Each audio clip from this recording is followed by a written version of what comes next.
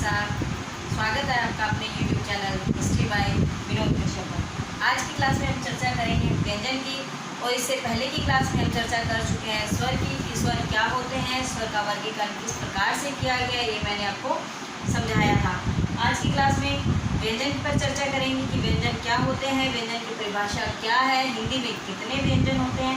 इससे पहले मैं आपको ये बताना चाहूँगी कि स्वर और व्यंजन आपको समझने बहुत ही ज़रूरी है, क्योंकि ये स्वर और व्यंजन ही हिंदी की नींव है।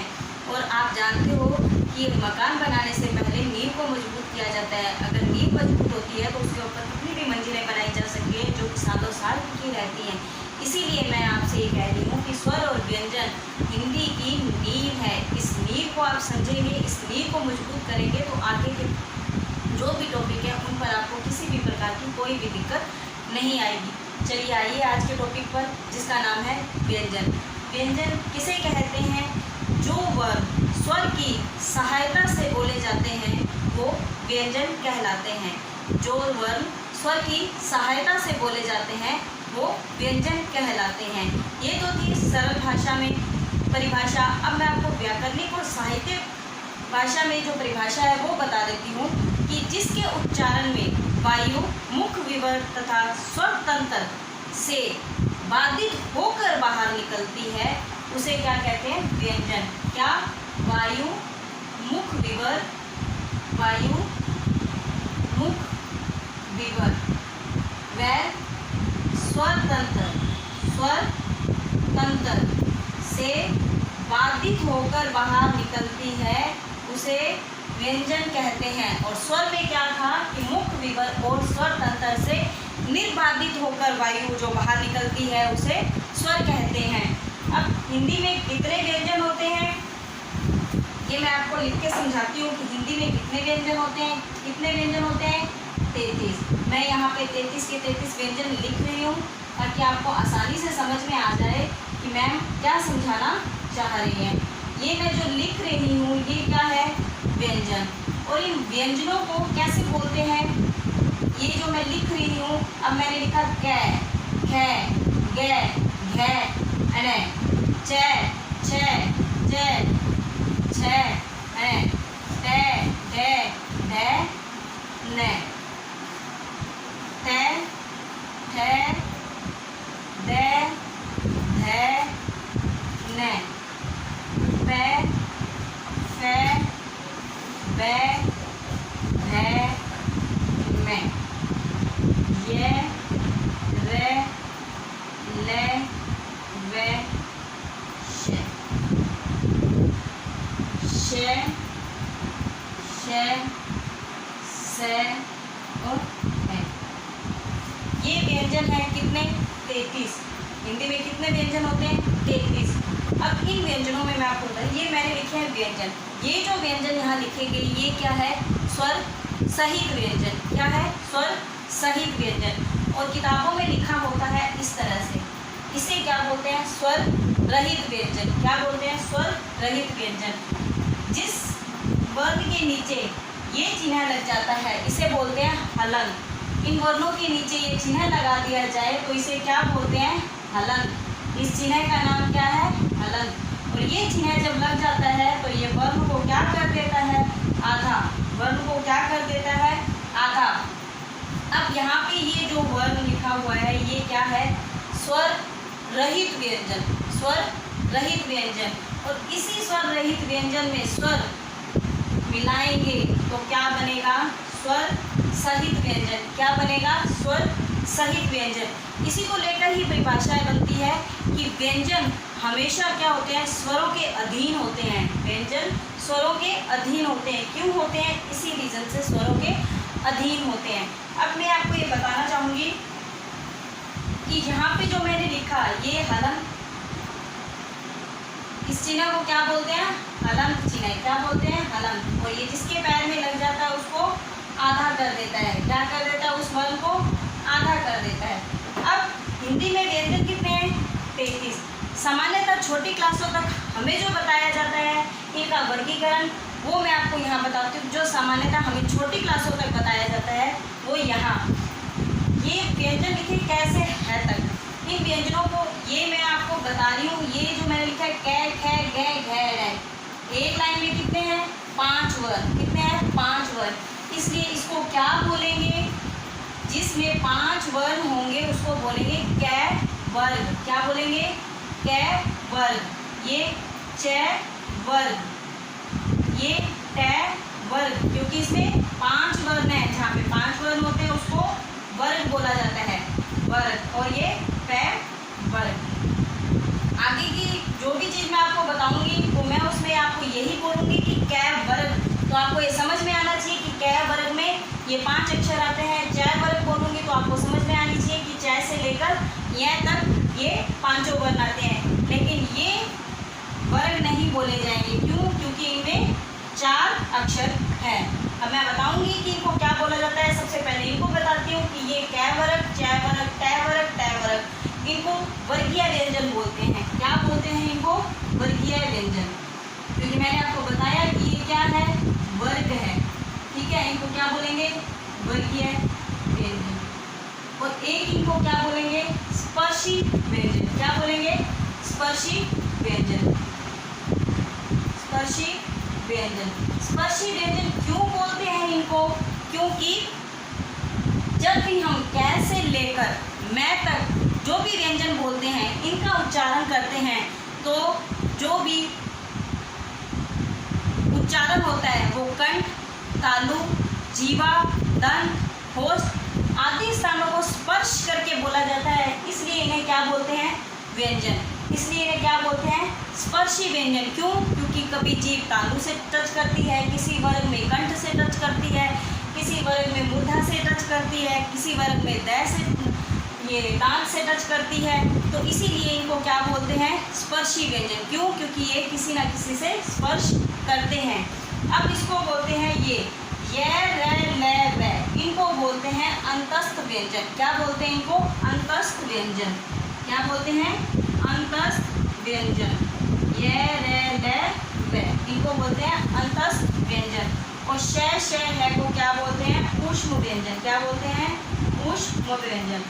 ऊष्म व्यंजन क्यों बोलते हैं? क्योंकि इनको बोलते समय मुख से वायु क्या है? गर्म निकलती है, गर्म वायु निकलती है, इसलिए इनको क्या बोलते हैं? ऊष्म। क्या बोलते हैं इनको? ऊष्म व्यंजन। आशा करती हूँ कि आपको ये समझ में आ रहा होगा। ये बारीकियाँ समझनी बहुत जरूरी है ताकि पेपर में आपसे किसी भी प्रकार की कोई भी गलती नहीं हो।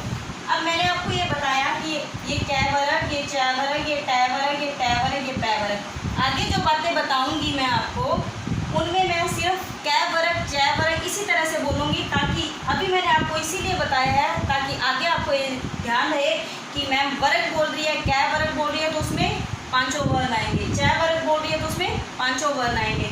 मैंने कै से लेकर मैं तक जो व्यंजन है उनको ही वर्ग बताया है। कै वर्ग, चै वर्ग, टै वर्ग, टै वर्ग और पै वर्ग। और यह और शय को नहीं बताया है क्योंकि इनमें 4 वर्ण हैं। अब ये स्पर्शी व्यंजन कै से लेकर मैं तक कितने होते हैं? 25। कै से लेकर मैं तक कितने होते हैं? 25। ये अंतस्थ व्यंजन कितने होते हैं? 4। और ये ऊष्म व्यंजन कितने होते हैं? 4। ये तो क्या था? सामान्य वर्गीकरण। क्या था? सामान्य वर्गीकरण, जो हमें छोटी क्लासों में बताया जाता है। अब मैं आपको ये आगे जो वर्गीकरण बता रही हूँ, जो मुख्यतः जो बड़ी परीक्षाओं में पूछा जाता है, जो कंपटीशन एग्जाम की परीक्षा है, जो री, एसआई, पटवार, फर्स्ट ग्रेड, इनमें पूछा जाता है, वो वर्गीकरण बताऊंगी। लेकिन उससे पहले मैं इसी में जो ये वर्ण थे आपको इनमें बताऊंगी कि जो मैंने ये 5वां वर्ण आपको बता दिया कि ये क्या था? वर्गीय।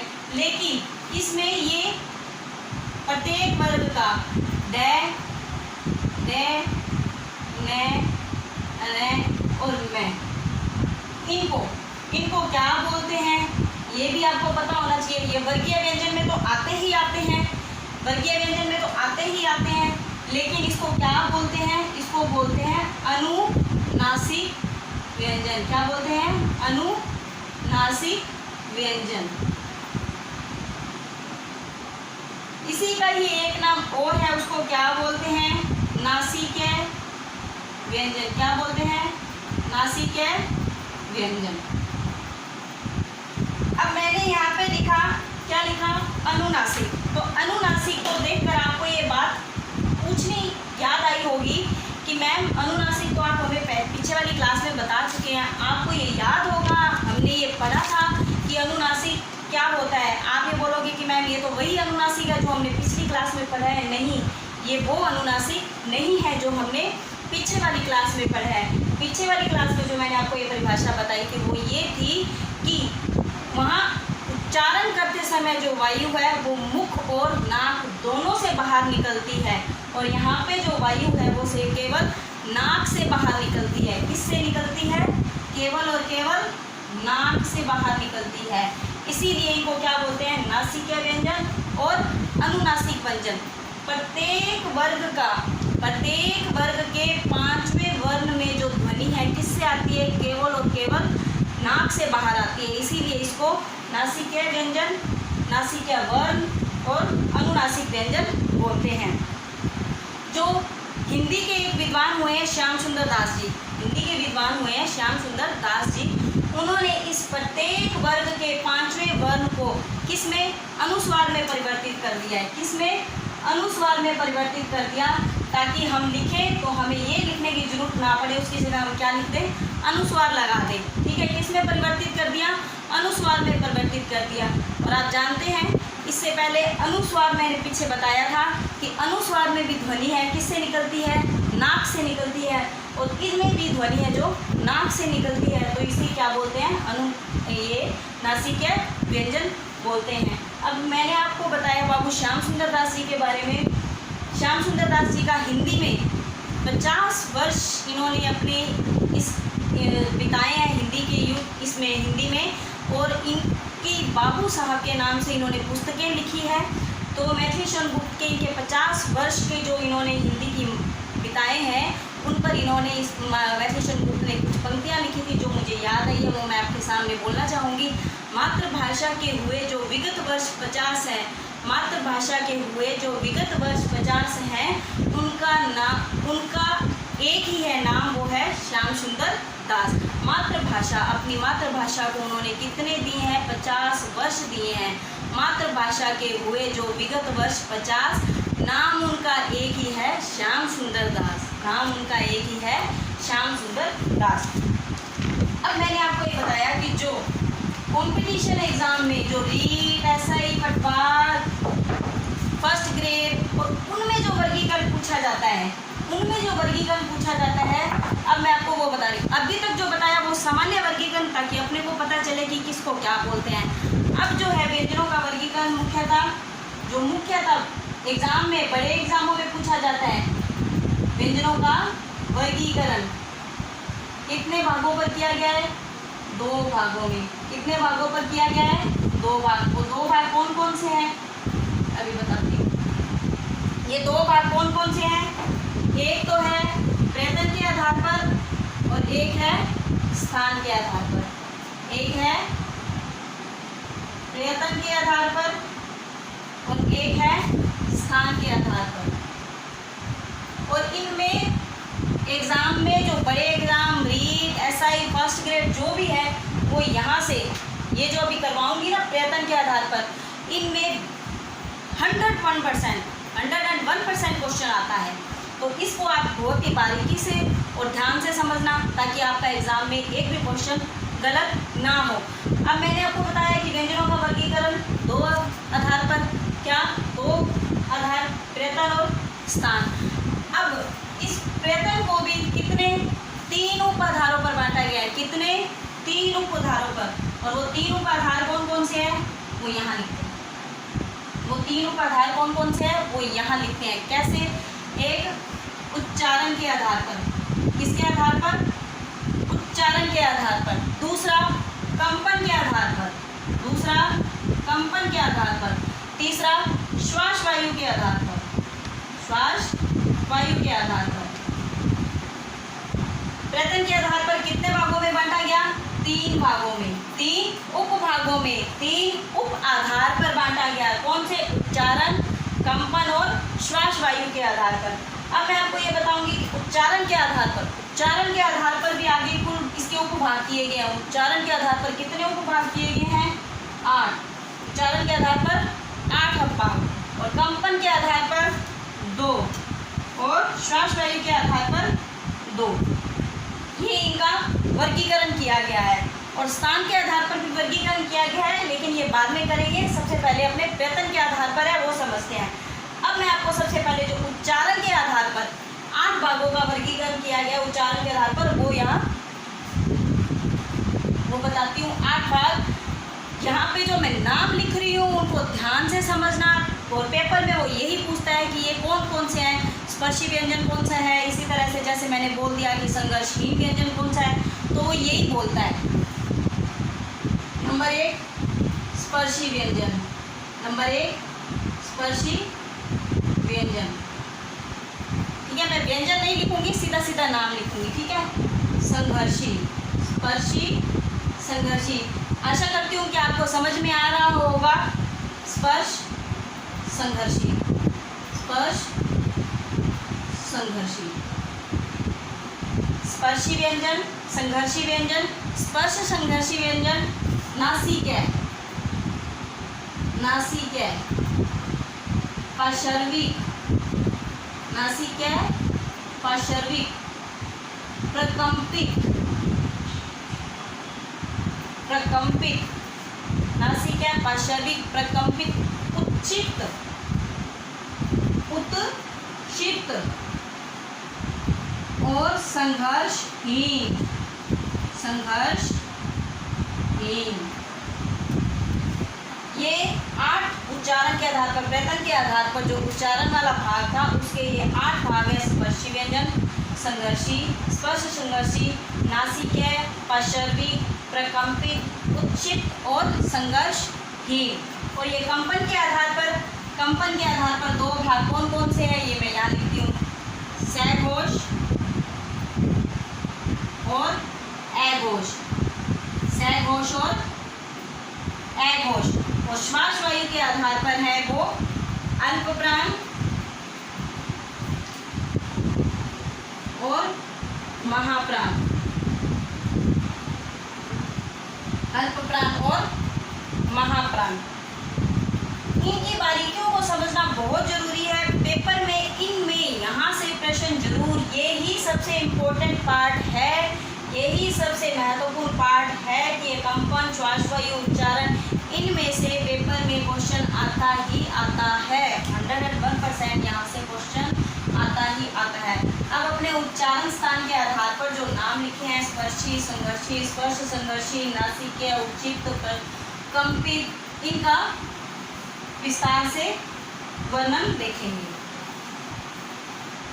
इनका विस्तार से वर्णन देखेंगे। यहाँ पे उच्चारण के आधार, उच्चारण के आधार पर आपको पता है वेतन के उपभाग है उच्चारण, और उच्चारण के आधार पर 8 भाग किए और उनमें सबसे पहला स्पर्शी व्यंजन। क्या? स्पर्शी व्यंजन।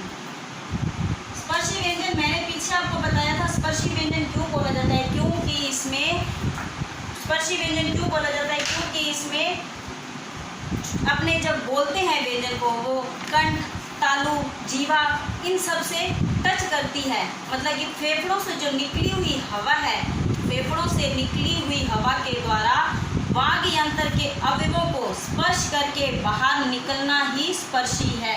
ये तो थी व्याकरणिक, लेकिन मैं आपको बता रही कंठ से, तालु से और इनको स्पर्श करना, ये क्या है? स्पर्शी व्यंजन। इसमें क्या आएगा? कैवरक, कैवरक, कैवरक और पैवरक। समझ गए होंगे आपने, मैंने वर्ग लिखा है तो आपको ये बात पता चल गई होगी कि मैंने ये वर्ग क्यों लिखा है। समझ गए कि कैवरक मतलब कै, खे, गै, गै, अड़ै। कैवरक, तैवरक, तैवरक और पैवरक मतलब प्रत्येक वर्ग के 5 वर्ग। ये 4 वर्ग आएंगे यहाँ पे। कितने? 4। अब मैंने इसमें एक खा गई, कौन सा खा गई? खा नहीं गई मैं, लेकिन इसमें नहीं आएगा, इसीलिए वो कौन सा है वो मैं आपको अभी आगे बताती हूँ। कौन सा है? स्पर्श संघर्षी। क्या है? स्पर्श संघर्षी व्यंजन, स्पर्श संघर्षी व्यंजन। अब आपने ये नहीं पूछोगे क्या कि मैम इसकी संख्या भी, तो इनकी संख्या भी आप लोगों को याद होनी चाहिए कि कै वर्ग, जै वर्ग, तै वर्ग, तै वर्ग। तो इसमें कितनी हो गई? सभी वर्ग के प्रारंभिक 4 वर्ग, 4 वर्ण आएंगे। मैंने वर्ण लिखा है लेकिन इसमें क्या आएगा, 4 वर्ण। कै खे गे घे तकी, च छ ज छ, ट ठ ड ढ। ठीक है, तो यहाँ पे कितने वर्ग आएंगे, 16।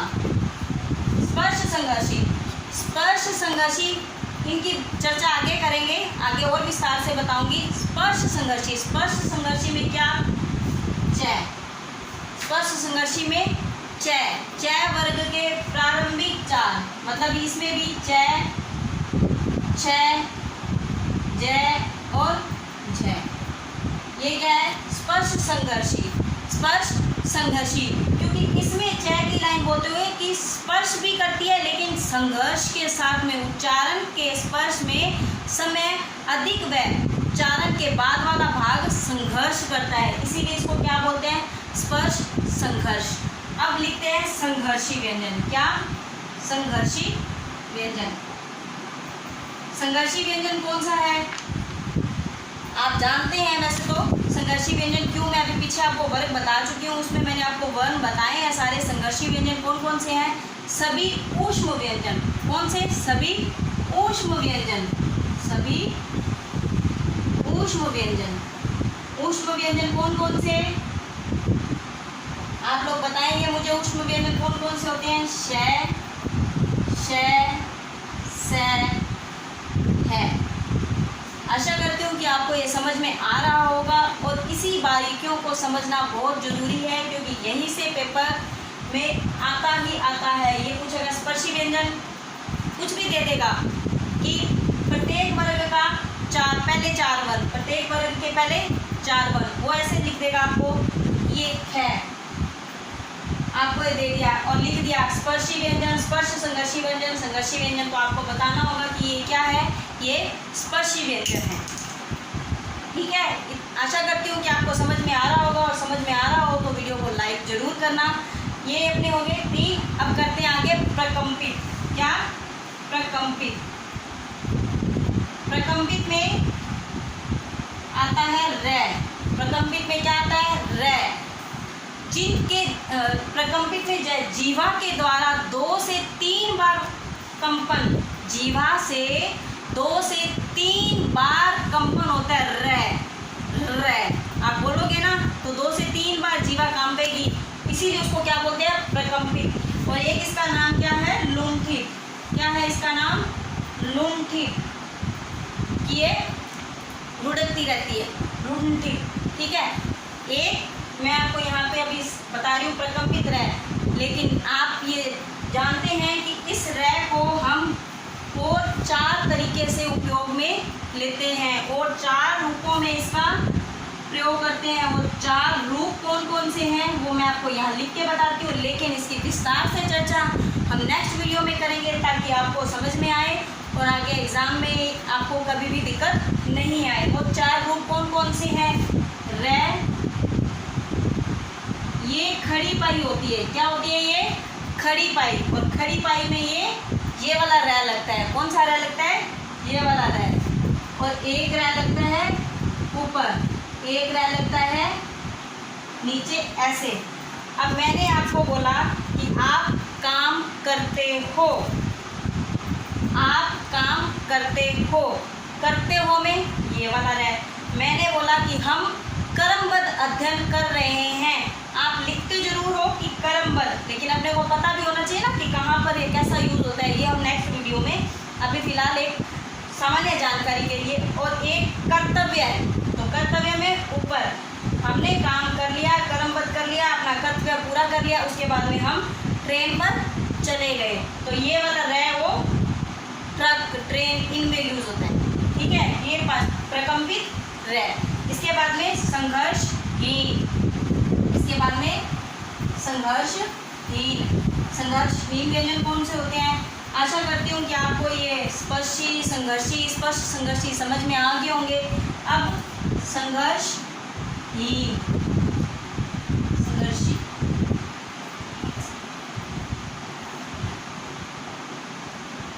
संघर्षहीन। संघर्षहीन का मतलब जिनमें हमें किसी भी प्रकार का संघर्ष नहीं करना पड़ता, वो आसानी से बाहर निकल जाते हैं, बिना उच्चारण में, बिना संघर्ष के हवा से बाहर निकल जाती है, वो कौन से है संघर्षहीन व्यंजन? य और व। अब मैं आपके सामने बोल रही हूँ य और व, जिसमें किसी भी प्रकार का संघर्ष नहीं किया, उच्चारण के समय हवा बिना संघर्ष के बाहर निकल गई, उसे क्या बोलते हैं? संघर्षहीन व्यंजन। अब करेंगे इसमें पार्श्विक व्यंजन। पार्श्विक व्यंजन, पार्श्विक व्यंजन किसको बोलते हैं? ल। पार्श्विक व्यंजन किसको बोलते हैं? ल। और इस पार्श्विक का अर्थ होता है बगल। पार्श्विक का अर्थ क्या होता है? बगल। जब हम इस ल को बोलते हैं, ल का उच्चारण करते समय, ल का उच्चारण करते समय वायु है जीवा के दोनों बगलों से निकलती है। वायु है वो जीवा के दोनों बगलों से निकलती है। ल, जीभ घूम जाती है ऊपर की तरफ, और जो हवा है वो दोनों साइडों से निकलती है, जिसको पार्श्विक बगलों से निकलती है हवा। नेक्स्ट है उत्क्षिप्त व्यंजन। उत्क्षिप्त व्यंजन, उत्क्षिप्त व्यंजन। उत्क्षिप्त व्यंजन किसे बोलते हैं? ड और ढ को। ड और ढ को। ये ड और ढ कौन सा है? जिसके नीचे ये बिंदी लगी होती है, और इस बिंदी को क्या बोलते हैं? नुक्ता। क्या बोलते हैं? नुक्ता। इस उत्क्षिप्त व्यंजन के और भी नाम है कि उच्चारण में जीवा की नोक एक ही झटके से नीचे गिरती है। कि उच्चारण करते हैं तब जीवा एक ही झटके से नीचे गिरती है। इसका दूसरा नाम क्या है? ताड़न जात। ताड़न जात क्या है इसका दूसरा नाम? ताड़न जात। इसे बोलते हैं द्विस्पर्श। क्या बोलते हैं इसको? द्विस्पर्श। द्विस्पर्श। और इसका अर्थ भी होता है फेंका हुआ। द्विस्पर्श, फेंका हुआ। कि हम बोलते हैं रे रे रे, ये एकदम से एक ही झटके में जीवा को नीचे फेंकती है। ये था उत्क्षिप्त व्यंजन। अब आप ये पूछोगे कि मैम ये ड और ढ और जो वर्गीय व्यंजन, जो वर्गीय व्यंजन में ड और ढ आते हैं, क्या ये दोनों एक ही हैं? नहीं, ये दोनों एक नहीं हैं। ये इनका उपयोग कहाँ होता है? इनका उपयोग कहाँ होता है ये मैं आपको समझाती हूँ, ताकि आपको पेपर में, शब्द शुद्धि में और अपना कभी कुछ लिखते हो तो उसमें आपसे कभी भी कोई गलती ना हो। तो वर्गीय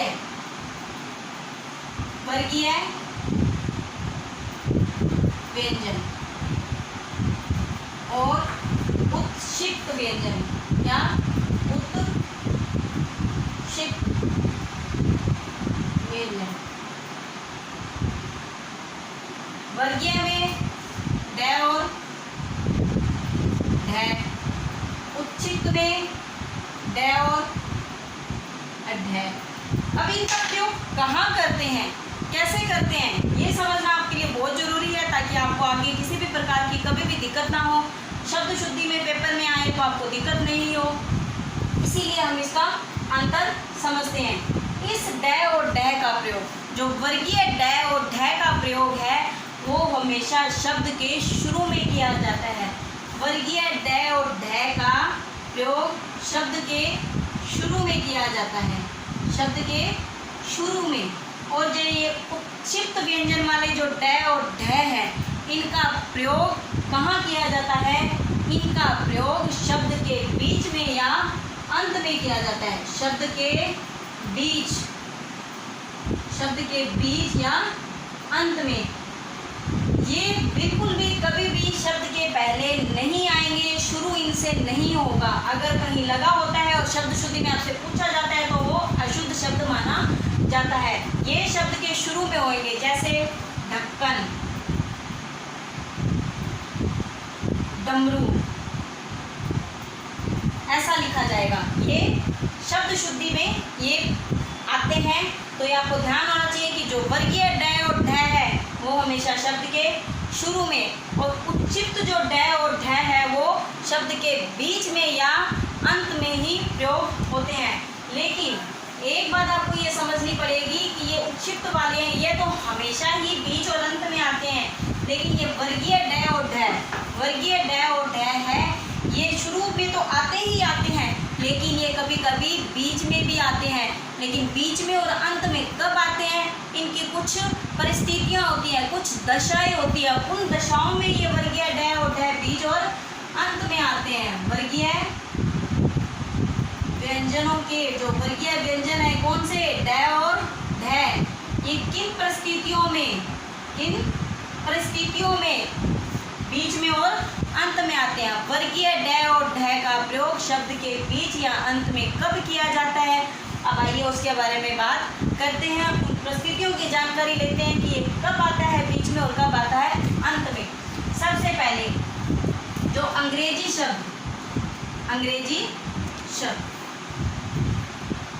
शब्द होते हैं तब ये ड और ढ क्या है, बीच में आता है।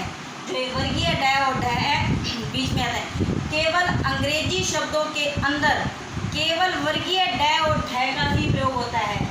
अंग्रेजी शब्दों में केवल वर्गीय ड और ढ का ही प्रयोग किया जाता है। जो मैंने आपको क्षिप्त और ताड़न जात वाले बताए हैं, द्विगुणी बताए हैं, उनका प्रयोग नहीं किया जाता है, उनका प्रयोग नहीं किया जाता है।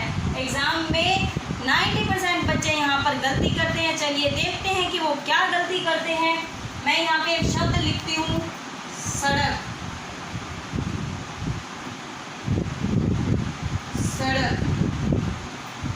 अब आप बताइए कि इन दोनों में से शुद्ध शब्द कौन सा है, इन दोनों में से शुद्ध शब्द कौन सा है।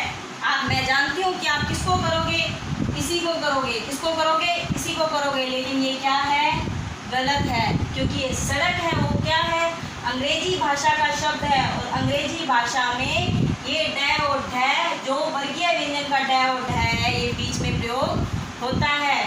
इसी चीज़ को आपको ध्यान से समझना है, बिल्कुल बारीकी से ये बात समझनी है कि वर्गीय व्यंजन जो अंग्रेजी के शब्द होते हैं उनमें ड और ढ का प्रयोग होता है। और एक ये बात कि एक शब्द अंग्रेजी के जो वर्गीय ड और ढ में आएंगे, वो मैं कुछ शब्द आपको बताती हूँ। अपने लिखते हैं रोड, क्या लिखते हैं, रोड, क्या लिखते हैं, बोर्ड, क्या लिखते हैं, रेडियम, रेडियो। ये लिखते तो हैं, लेकिन अपने को ये पता भी होना चाहिए ना कि ये ड और ढ और नुक्ता वाले और ड और ढ में क्या अंतर है। तो अंग्रेजी के जो शब्द हैं उनके बीच में ड और ढ, वर्गीय ड और ढ आते हैं। ये क्या थी, पहली परिस्थिति थी। क्या थी, पहली परिस्थिति। आशा करती हूँ कि आपको ये समझ में आया होगा। आपसे अभी कभी भी गलती नहीं होगी, ना शब्द शुद्धि में और ना ही आपको लिखने में ये गलती, कि आपको ये अच्छे से समझ में आया होगा। समझ में आया हो तो वीडियो को लाइक और शेयर जरूर करना। दूसरी